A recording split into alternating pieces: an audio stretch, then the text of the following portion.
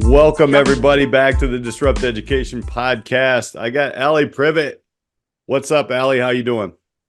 I'm well. I'm ready to innovate and, disrupt everything we're going on. And then I'm gonna hop in a plane and go skydiving.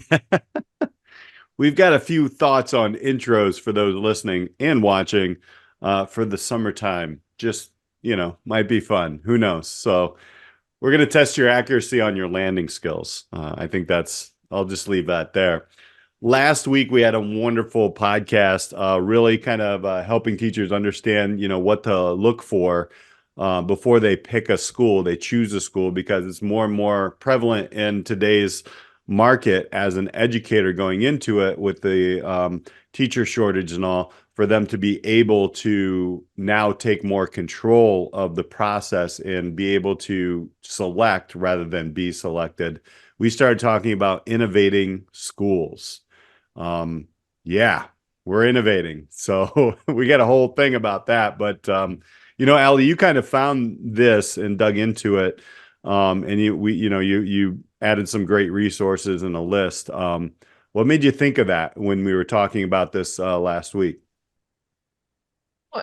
It's like when we're thinking about educators and feeling empowered and in their kind of choice, it was like, well, okay, here are some general things, just like that you can look for up front.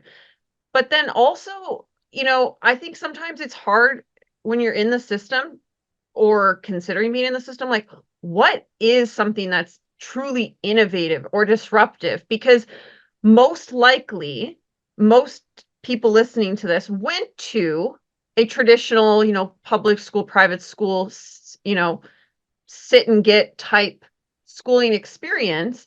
And most people working in education, I don't know the exact statistic, but most schools are still doing that traditional model. They might Right. have some programs, but we wanted to kind of be like, okay, one, if you're in the system, what could you be pushing for? Like, what could you be advocating for? Mm-hmm. And then if you're really wanting to switch or get into education in a totally unique way, what are some cool ways that are doing this? And I found this awesome resource, which I know we'll put in the notes, Mm-hmm. that just came out in September of 2023. So it's fairly recent, and it kind of talks about innovative high school schedules. And that's kind of like, I think if we look at the foundation of innovation, especially at the high school level, it's going to come down to completely throwing out the playbook Yeah. of what a school day looks like, and then we have other ideas beyond that. But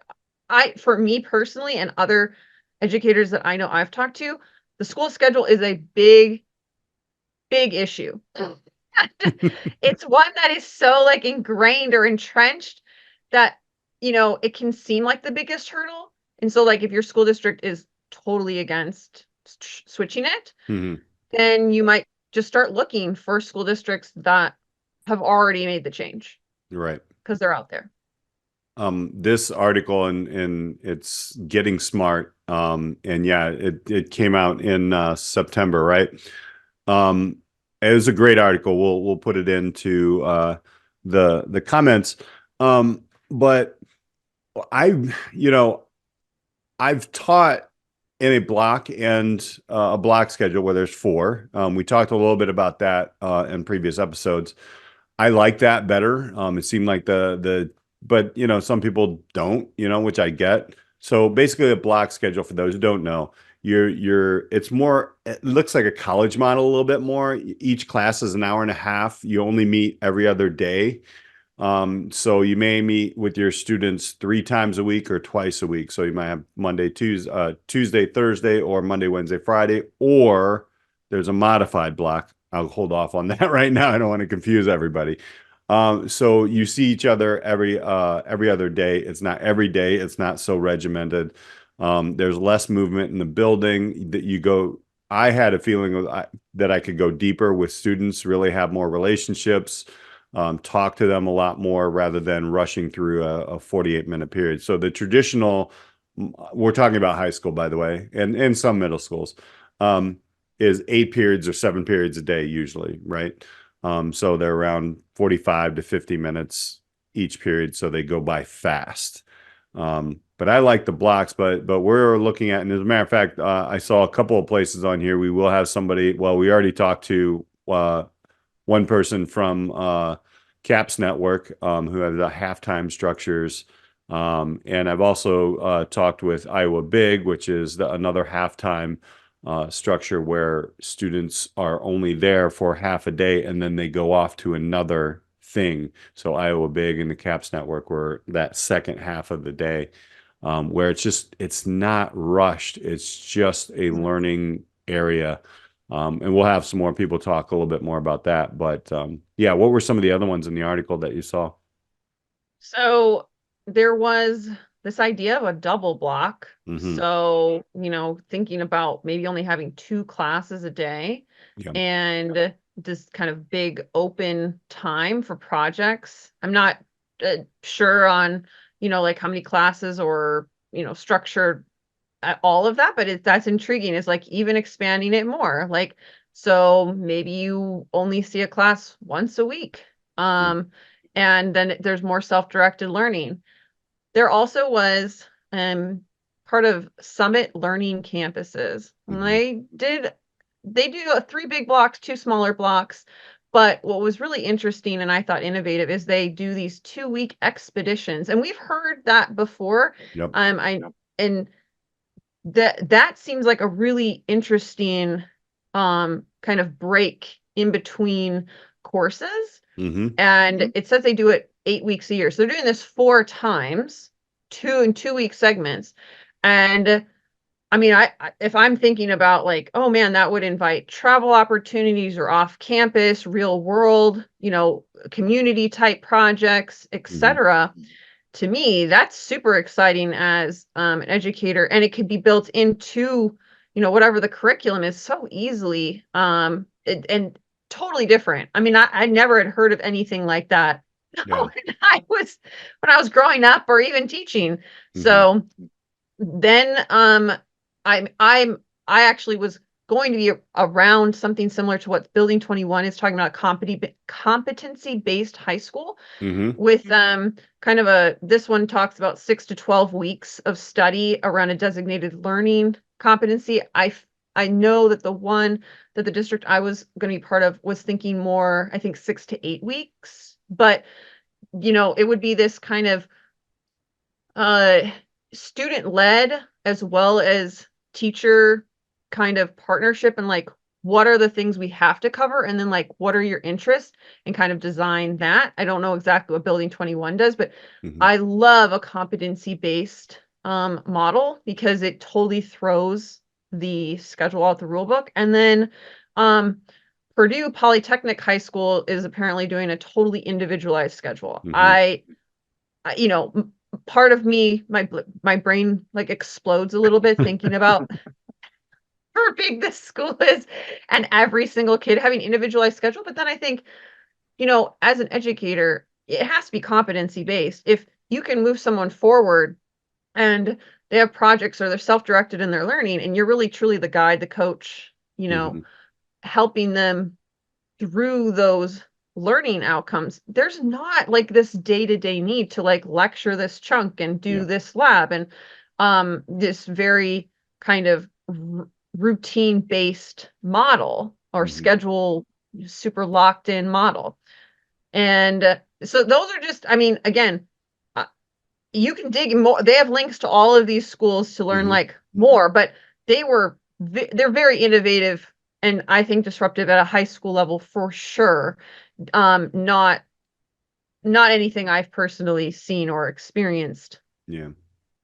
I feel that with schools understanding now, look at from a faculty or teaching side, the less rigidness, the more flexibility that you have, the more time to work with others and peers, teachers as well, right? I mean, I've always viewed students as clients. They're there to learn a subject matter from me and or the project that they're going to build.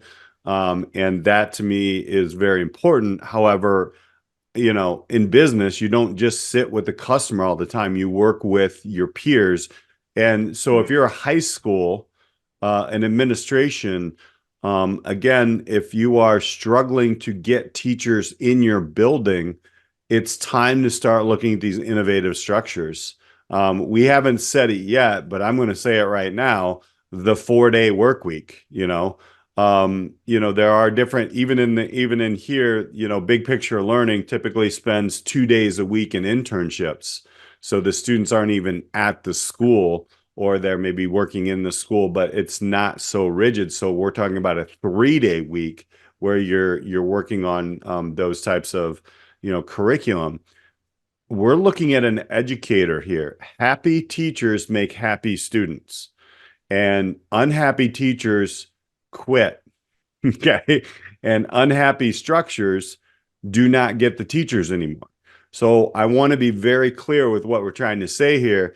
Obviously, these things are going to benefit students, ease of students of understanding some kind of their social life, education life balance, which Gen Z and alphas are really into. And but not leaving the teachers out. Like, don't just take a 4-day work week and then provide this overarching top-down PD on day 5 every week. You don't want to do that. You want to look, we love this. We love educating people, right? In and outside of the classroom. Trust me, if you let it go and you give us flexibility according to the state or whatever your laws are, you're going to see, number one, more teachers coming to your place. Sometimes like not even taking the bigger money, right? I know hundreds of people, not only teachers, who have taken a pay cut to be happier at work. All right. And by the way, teachers who are leaving are usually doing that anyway. So that's something that I really see. Like this was a great place to start, Alli, because man, that schedule, like, I mean, it is rigorous. Like it is tough on the students, but it's also tough on the educators. Just, I don't want to complain, but I just want to give the people what my schedule looks like right now is I got one period. First period is a career internship. Second period is an intervention, or I have my own advisory. Third period is another career internship. Fourth period is an entrepreneurship class. Fifth period, if I'm not subbing within the building, is a kind of off lunch period. Sixth period goes right into entrepreneurship. Seventh period is a duty that I work with, kind of watch over a calculus class. And I'm not in the same classroom twice. So look, the days are going fast and I'm built for this, but a lot of people aren't. That schedule would make so much of a difference.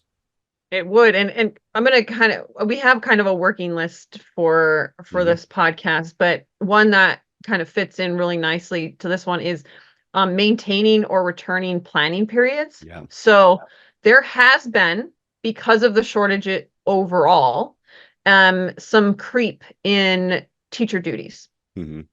And I know many school districts that have, quote unquote, changed their contract language in recent years to basically say, okay, you have one planning period that is yours. Maybe it's 45 minutes to an hour to, maybe it's only half hours. Your wife from last week we talked about, but then your other planning period, you're going to have some kind of duty, whether that's hallway duty, lunchtime duty. I like, you're going to have like a study hall in your class.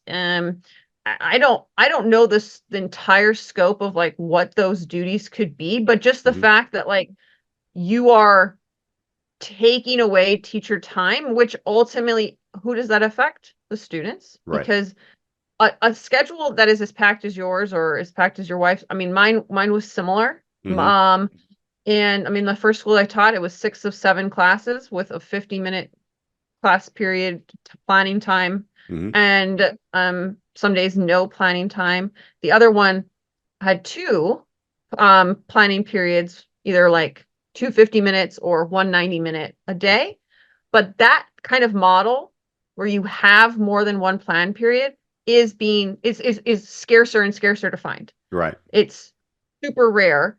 And I think you're gonna have to find a way, like school districts want to innovate, Mm-hmm. to give educators more time during the day to create, to design, to think, rather Mm-hmm. than just like rushing about like a busy bee, Yep. worker bee, that is not going to be able to create at a level and innovate at a level. I know that it was when I went to my second school district and I had that extra planning period, I was able to rework so much of the curriculum and test and experiment so many new labs that ultimately increased student engagement and learning outcomes. Mm-hmm. And so whenever you're like, whenever that was eliminated, whenever I had meetings or whenever that time was taken up for something else, well, guess what? All of the innovation, all the creativity, all of that got put on the back burner. Right. And so that's kind of like the crisis I see in school is like, yes, you have this shortage, but your main creators and your content providers are burnt out Mm-hmm. and they're not going to change because that is cognitively a really like mental intensive experience you can't do without like open space in your calendar. Yeah. And you can't expect teachers to do that in their summers either. No, no. Our school does something interesting when we're doing like our duties and lunch duties and study halls. They actually, it isn't written in the contract where it's extra pay. And I like it, but I don't like it, right? I mean, of course, I mean, our straight salary is something. And then, they put these pieces out there. So if you sign up for a study hall, then you get extra cash or whatever and it's not a bad incentive. However, there's a balance there, right? I mean, do you really want people doing this? And it is kind of like, I feel like it's kind of the chef in the struggling restaurant where you're trying to save food, but it goes bad. You know what I'm saying? So you're trying to kind of, burn the candle at both ends just to make ends meet, and it just doesn't really always work. Um, but I will tell you, like, kind of going, in a little bit of different a direction. So I've got two grown kids now, but the on-site childcare is huge. That I remember at one of the schools they did have it where you signed up and your kid was there. It wasn't just $100 a week though; it was a little bit more. But things like that you gotta think about. Like, we're humans, right? As educators, and if we always have to be somewhere else raising other kids, aka teaching them, who is taking care of our kids. And this was a big, big challenge, especially in COVID, when certain schools made people come into the school and then teach remotely from the school.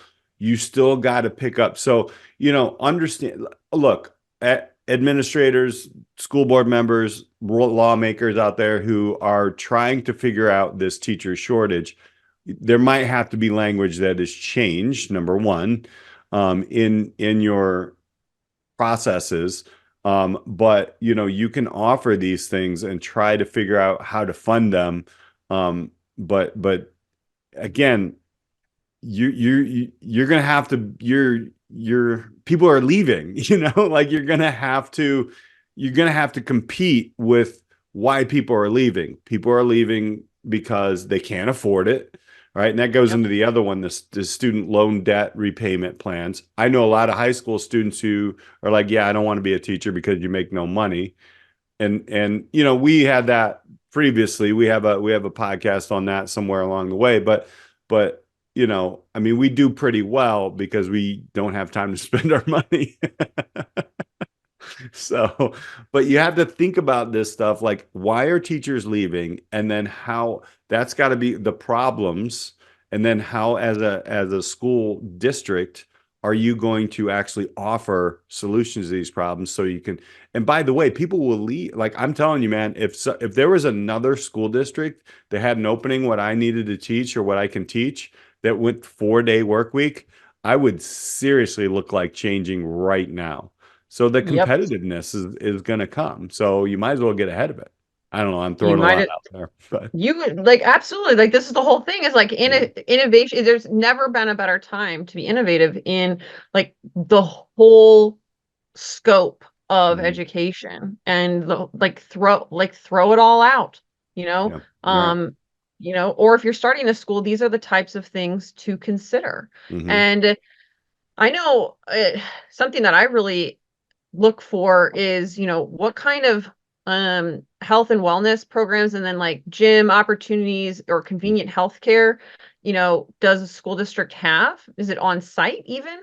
One of the schools that I worked at had a central based gym with a personal trainer available for teachers in the summertime. They also offered it during the school year, but like, so it was really close to where I lived, but it Hmm. wasn't in my school. So it worked really, really well in the summer. And because I could literally walk there Yeah. and have access to a free gym as well as I got personal training. That actually jump started like a whole bunch of like my weight training journey that I Hmm. did. It was this offering, and I remember thinking, wow, this is incredible. And it really should be something that most schools have. Right. And oftentimes at the high school level, you may remember this or not. There's like typically a weight room for Hmm. athletes, for students, for gym class, weight training class. Well, some schools have separate ones for staff. Mm. And it's not as common, but like again, you want healthy teachers. Right. I know like being able to go when we were doing virtual teaching and everything and my schedule was crazy wild. I was able to we had like these 2-hour blocks of time. Yeah. And so I would go down to because nobody else was in the building except teachers for a while. I would Hmm. go down and work out. And That's it was awesome. so nice, but it's like something a gym membership is not cheap. Yeah. On-site healthcare, like I know having access to, if you have a cold or you have a flu, you want to test for strep and it's on-site. You don't like schedule an appointment is super easy and Mm. convenient. Like you can't really put a price tag and it's all covered by your district. Right. Those are benefits and I think things that are on more of the cutting edge in just like employer type areas as a whole, but Hmm. certainly is something that you can entice a lot of people and people Yep. who probably are leading an active lifestyle because they're looking for those types of things. You want to bring in that type of individual. Well, those are the types of services you might consider, or if you're an educator, look for, advocate for. Right. And also to have time to actually do it, right? I think a lot of times schools will put in place some of these things, but then they don't offer you any time to do it, right? Like, I mean, we have wonderful teachers that lead some of our wellness stuff, and they're like, meet up or whatever, but then the meeting's like at 4:30. It's like I can't do that, right? Like I've been here since 7. And I got to get home to see my kids, or it's a lot of time it's a struggle to actually have dinner on the table with your whole family. Yep. And that's those you have to think about these things like as a district again, what less are you going to have the educators do? I think one of the things that is kind of on here, but it is how HR departments can help do things that are everyday things, as they're going through their PD and their whatever they're doing, right? So let me give you an example. Once we go through our PD, our professional development, our hours and everything. We have to turn them into the state. So we have to do all that stuff. So you have to do, obviously everybody has to do a kind of a survey, but to put the professional development, we have to log into our Illinois. It's Otis, it's Ellis, I think. I can't remember. It's one of those. But you put in all your professional development and you got to type out or copy over all this stuff. And it's time consuming, right? I've worked at districts where the HR department takes care of that for you. Not actually going through the PD and not actually doing the survey because we have to do that, but actually putting those things in. Like those little things. If you're a school and you're competing, which you will be soon if you aren't already, for teachers, I would put those things out. Here's what we do. We do this for our teachers. We take this off of our teachers' plates. Kind of like you were saying, the monitoring, the home monitoring, all that stuff. We allow our students a well-being so they actually have time to do this within the work week. Folks, people are leaving because they can do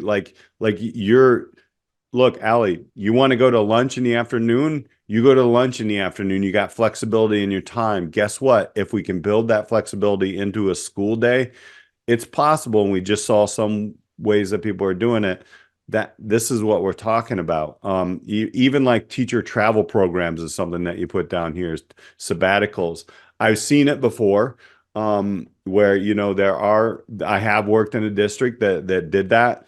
And it was really nice. I know since one of the districts I worked at has reeled those in so they don't do them anymore. I mean, you have to think, again, why are the teachers leaving? What can you do to kind of match Google? Okay. Like, let's be honest. What can you do? So I like that How one, can you the level up? teacher travel programs and those types of things as well. I think that it's a huge part of it. Teacher travel programs, there's always so many cool, summer, spring break esque, Mhm. even winter break, fall break, trips that teachers and students or just teachers could Right. take as a type of sabbatical to kind of pay for their professional growth and development. I mean, if you're if you're looking at a school district that allows that, I mean, think of what you could bring back. You can put a price tag on the type of experience that's going to enhance you as an educator that for the rest of your education career, you can then bring that back. Students were always super interested in my travels and how Mhm. I could use those experiences so often in the classroom, like I'd be able to talk firsthand about water purity in different countries and as a chemistry teacher, the kids perked up because there was like a story behind what they were learning and why it was maybe relevant outside of the four walls of the classroom. And those were not fun. Those were like, I chose to prioritize travel in my 20s Mhm. and during summer breaks. But I know there were educators who fought for some of their trips to count as professional development Right. and ongoing learning, sometimes getting some grant funding for it. Mhm. They had to they had to fight for that. Imagine if you're a school district, you're like, look, no, if you want to apply for a a in-district grant to go and travel and take a 4 to 6 week or you know paid Mhm. trip for your professional growth. Imagine I'm sitting in the interview chair and I'm like, whoa, that's not like anything I ever heard. And if you're encouraging that, you're going to get a lot of applicants. Mhm. You just are. And Yeah. then I think of some school districts that I think, oh man, it would be really cool to teach in this, you know, this city or this location. And I think, man, I could never afford that. If you look at the cost of living, it's so high. And so, or if you're more rural and there just aren't a lot of housing options. One of my friends lives in West Texas in she does like national park stuff, not education, Mhm. but housing it's literally a crisis. Well, her work provided housing. Like they went and like found her a place to live so that she could then work there since they needed her there. And there's this school district in Vail, Arizona that provides tiny affordable houses to attract educators Hmm. to that area. And I'm sure there are others, but like that's super innovative. And you're going to get probably some really cool people to come work at your school district who would otherwise never even consider it, because housing these days can be challenging. So it's just like another way to innovate and attract educators to an area that may otherwise never look at it. Right. Yeah, I hear a tiny house. Obviously, at my age, it ain't gonna work. But like, what I like about that though is you're gonna like, if I was in my early 20s, well, late 20s when I started teaching, I would totally like, you're gonna get an innovative person, right? Like somebody who's gonna, try some things and different things like that. Going back on the travel programs as well. Yeah, people are going to tell you, yes, you can get on an EF tour, or we have, and I went on an EF tour. Um, I also went to Bar Harbor, Maine, on a marine biology trip with some of our science educators in my first year back in Indiana. Um, but I think the key here is what you're saying, the teachers have to fight for this. Look, if we want to be a nation where we stop crabbing about, I don't know, athletes and everybody else making all this money, and man, our teachers should make this money, forget about the money. Just start treating them like rock stars, period. Right? Not that you have to put them in private jets and stuff, but if you have an idea, like say Alli wants to go to the Everglades with a bunch of students just to see life, right? I'm butchering the scientific side of life, right? And maybe it's a 2 week trip or whatever. Um, have people on your staff to actually do the grunt work. Because guess what? Alli doesn't have time to do that. And then she has to take time out on her weekends and stuff. And I know a lot of teachers who have done it once and they're like, I'll never do that again. I loved it. The students, it changed lives. And I swear to you, it does change students' lives. It changes teachers' lives. This whole podcast came from an EF tour, like a thought process in the whole movement. But having people there, again, time. There is no time. We have no time. And I'm not complaining, right? I'm built for this. Some people are built for this, but a lot of people aren't. And if you want, again, going back to it, I keep saying it, if you want the cream of the crop, if you want the best people, the most innovative people, you're gonna have to innovate. You're gonna have to do these things. And then, put these different things out. Something as simple as, you know what? We're gonna buy you guys lunch like once a week, something, right? Like throw, those two little things out there. And I don't want like cake. Okay, I love cake, but y'all put cake out there too much. Cookies. No, man, like buy me a nice salad somewhere, like a good food, for health, right? Because this next generation ain't eating cake, man. I tell you what. And you're in that next generation. You're like healthier Mhm. than that. So Right. But I mean, like these types of innovative wellness, things like if you're going to demand teachers to be on campus all day, then make it a place that they want to be and where their kids are taken care of if they have them, mhm. families. They don't have to worry about food. They can exercise. If they aren't feeling well, it's easy to, you know, access healthcare in any kind of capacity. And, you know, when we've talked to, people about how school buildings are underutilized community resource centers, think Mhm. of the partnerships and expansions that's possible by, having more of those types of programming and resources on campus. You know, if you're going to require that, if you don't want Mhm. to throw out the schedule and have bigger blocks of time. But even if you do, these are other things. It's like, a 30 to 45-minute workout in the middle of your day is a huge reset. Yeah. Yeah. And when I was both times that I have been out to Bard College in New York to teach at the college level, I not only were all of my meals paid for, okay, housing, Hmm. um, but access to a workout center, and I was encouraged to use it during the day on my breaks, Nice. which I did.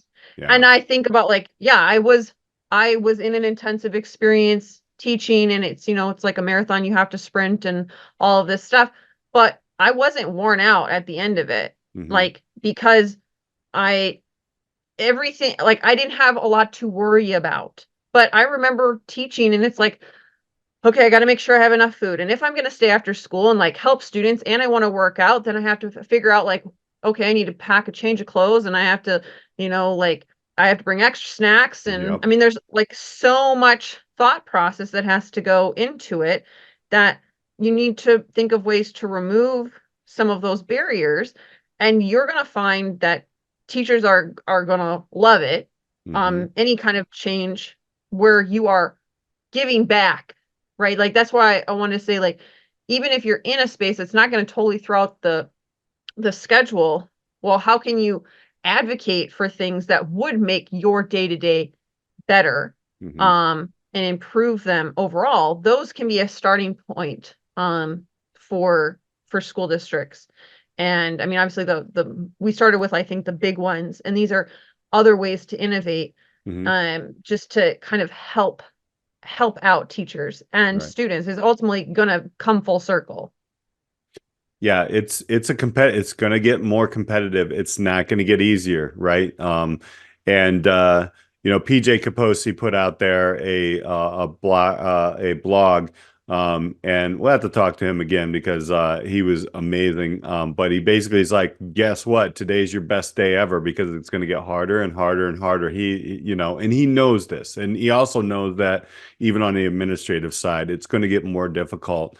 Um, so I want to kind of ask, this is kind of a final thought here, Alli, but I may put you on the spot with this one. This one's coming out. Are you ready? I'm ready. Don't know what for, but If what one thing, or maybe two, that a school would implement that would have you thinking, maybe I'll get back into the classroom, that we've talked about, or maybe something that we missed? What are maybe one or two things that we talked about that would be like, that would raise your eyebrow and say, you know what, I would maybe just take a look at least of going back into the classroom, um, even though you've left it. so so I in preparation for this podcast, I was not only looking at, all of these things we're talking about, but then having conversations with teacher friends and Hmm. family about what in my mind would be kind of a dream schedule. Because, Hmm. and I'll start with this, is that everybody wants balance. It's not just Gen Z and Alpha, Hmm. it's millennials, Gen Xers, even Hmm. baby boomers. I mean, more so. Right. They're looking for balance. The plate is full, and like, we don't need these full days. Like, think of all the technology has like all opened up for us. So like, let's remove stuff from our calendar. And so we didn't necessarily really hit on this, but a team teaching model where a teacher is kind of part-time, Hmm. I think, is really attractive, and not done enough, where you don't have to be, it's so uncommon. I have seen it happen where somebody, it's not even like a 0.5 position. I'm talking like, you and someone else are collaborating and teaching something together. And like, yeah, you're each half time, but you're working to like kind of build something outside of a traditional like solo position. Hmm. I really, really love that idea. I know it exists. And so something like that, where I wouldn't have to be at the school building every day. It's seemingly part-time, but it would allow that flexibility of like time to create, time to be on, Hmm. time to create, time to be on, because teachers are on most of the day. It is when you have, 20, 30 faces in front of you, and they're waiting for you in some capacity, even if Hmm. you are doing individualized learning, like, even if you have a totally disruptive schedule, they're still looking for you to have something to kind of move them forward with. And that's on time. Like you are on. Your mind is like just literally going 1,000 beats a minute. It feels like, Yep. just putting in the reps, answering the questions, problem solving 101, right? Hmm. All those micro decisions that educators make. And so in some kind of non-traditional model that would also include collaboration and it's Yeah. intentionally designed would totally pique my interest Hmm. and would be something that I would tinker or be interested in far Hmm. more than any traditional model. No, thank you. That's a great answer. And that's something right there. For those who are looking, like you may have great teachers who maybe want to get back in sort of, or maybe they just want to, do 2 or 3 days a week. And then but don't make the mistake to say, okay, Alli, we're going to give you first and seventh period today, and it's going to be 3 days a week, and then oh sorry, you have to be here 4 days, and then it starts to pull up. So that's just to be careful with that, admin and people who are designing school days and structures. I'll tell you, for myself, it would definitely, I'm telling you, I know this would happen if there was a 4-day work week. uh Even if we're doing 10 hours a day, which basically I do anyway, is I would definitely try to get into that school system, even with 21, 22 years. And also with the different scheduling, I like the different, half day, block scheduling, those types of schedules. That would be number two on my list. But that, if I could teach and have that down day, I'm going to work. Let's just say we got Fridays off or Mondays off, I'm going to work on that day. I'm working Saturdays and Sundays anyway. So I'm going to work that day, but to be able to get up a little bit later, not go into school, save me some cash, save the school some cash because you're not using the entire facility. So there are a lot of different ways that you can do this. So yeah. Are there any other final thoughts that you have? Because this is a great one. I just hope we get the right people listening to it to where, hey, you know what? This is a chance for you to get your teachers that aren't out there.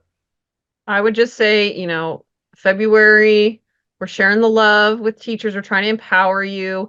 And really, if you know of a school administrator, school board member, somebody in a position that, they're asking these types of questions, share it with a educator friend, somebody who just kind of, even businesses, you have somebody who is a contract, has a Hmm. contract with a school district, and they're like, what are people looking for? Please share this podcast Hmm. with them so that, it's kind of like a starting point to think, how can we shift and change? And contract negotiations happen around this time of year. And if you know someone on that committee or is part of that process, and they're like, what could we do? Who could we Hmm. talk to? The article from Getting Smart lists a bunch of school districts as a starting point and jumping off point that can maybe give you someone to, how did they even make that transition or start that process? So we want this to be a resource for you, the listener. And if you Hmm. have someone in mind that you think could use this a particular episode, please share it with them. And yeah, and then drop us some love Yeah. with like what was the part that you learned, or what did we leave out, and like what other ways can districts innovate, and how can we disrupt education beyond what we even talked about here. Last week we talked about, as a teacher going in, the job fair, what to ask, what to look for. Now we're offering school systems, districts, a little bit of, hey, what can you do to entice teachers to come to your place? And next week we're just going to totally drop off.